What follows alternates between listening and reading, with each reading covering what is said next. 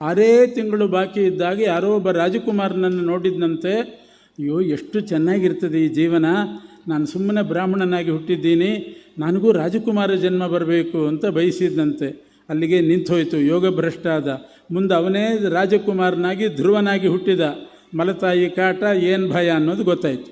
ಭಯಂ ದ್ವಿತೀಯಾಭಿನಿವೇಶತ ಸ್ಯಾತ್ ಅಂತಾರೆ.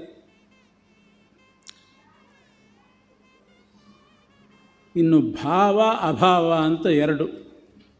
ಭಾವತತ್ವ ಅಭಾವತತ್ವ.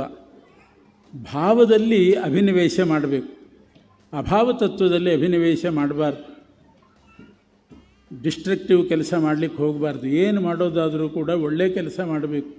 ಅಭಾವ ನಾಶ ಮಾಡುವ ಪ್ರವೃತ್ತಿ ಇದೆಯಲ್ಲ, ಅದರಲ್ಲಿ ಭಯಂ ದ್ವಿತೀಯಾಭಿನಿವೇಶತ ಸ್ಯಾತ್. ಅಭಾವ ಕೆಲಸ ಮಾಡಬಾರ್ದು. ಇನ್ನು 2 ವಿದ್ಯೆ ವೇದಿತವ್ಯೇ ಅಂತ ಉಪನಿಷತ್ತು ಹೇಳ್ತದೆ. 2 ವಿದ್ಯೆ ಓದಬೇಕು.